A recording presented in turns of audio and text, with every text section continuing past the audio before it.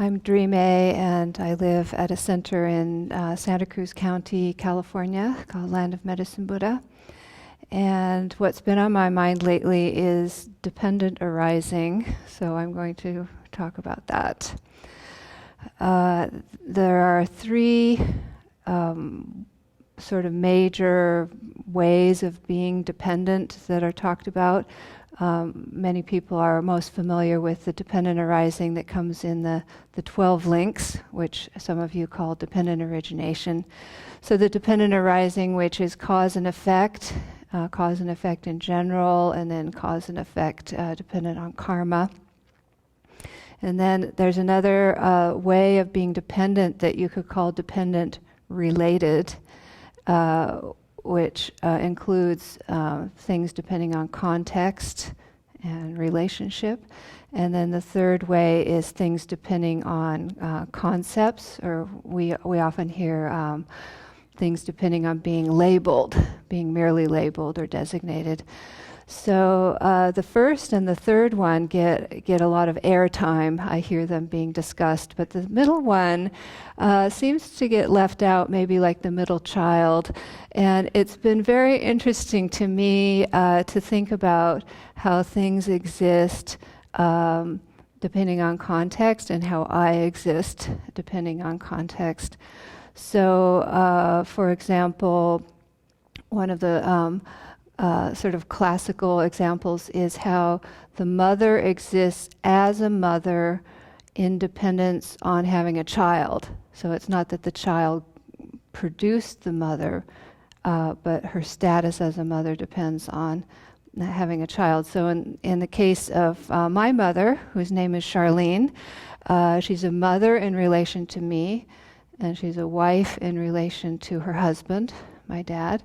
And she's the volunteer supervisor at the food kitchen on Wednesdays.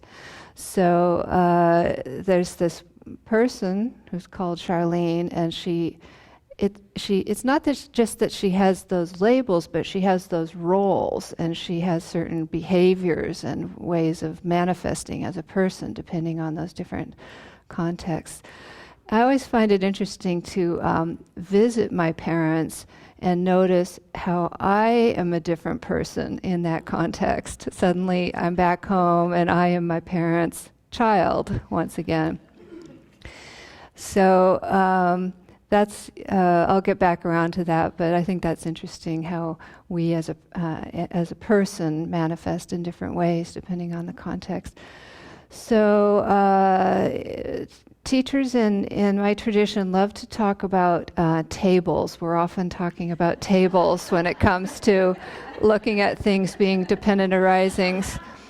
And I grew up eating on a table. Our kitchen table was made out of a door. My dad made a door into a table. So, you could say we were eating on a door, but that's not really right, because we were eating on a piece of wood that in one context you could call it a door, and in another context you could call it a table.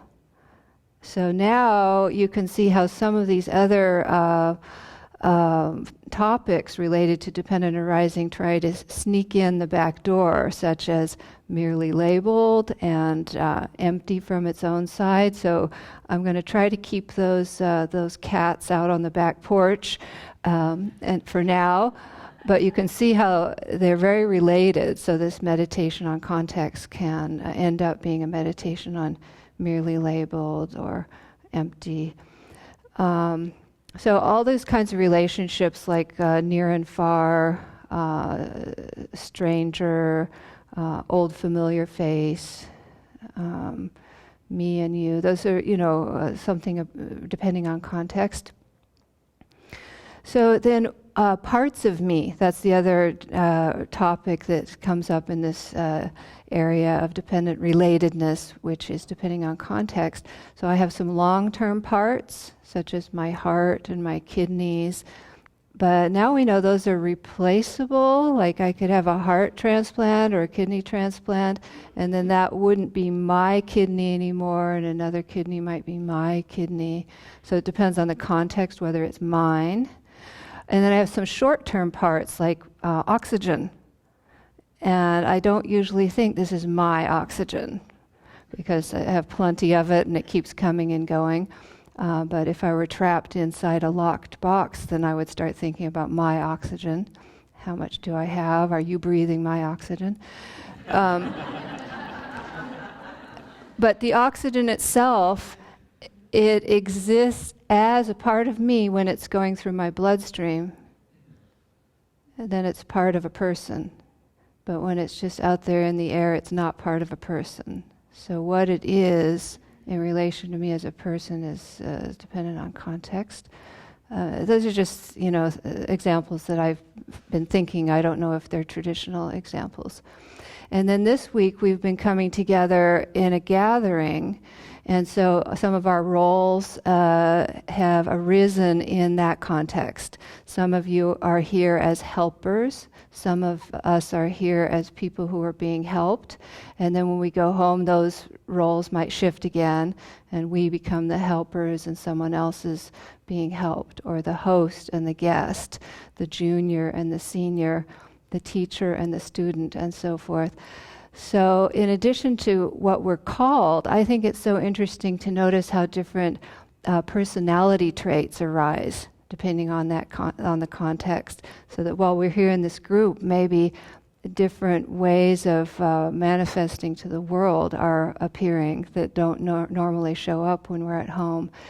And I find it's interesting to notice how creativity will come out of a person when they're put into a new role that you might not have known that they could do that, and then they're given a task and you find out actually they're very creative or resourceful. Even my own health, am I a sick person or a healthy person? That often depends on where I am, how the climate affects me, whether I'm allergic to anything in the area. Do I have a lot of energy, not a lot of energy? So there's a fluidness to who I am as a person. It's not like there's a certain me that's just a certain way, but it depends on where I am and who I'm with and what sort of assignment I've been given.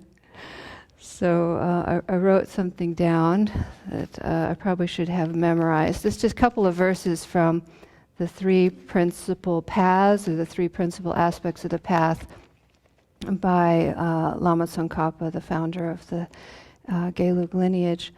If the appearance of dependent relation, which is unbetraying, is accepted separately from emptiness, and as long as they are seen as separate, then one has still not realized the Buddha's intent. If these two realizations are happening simultaneously, without alternation, and from merely seeing dependent relation as completely unbetraying, the definite ascertainment comes that completely destroys the way all objects are apprehended as truly existent.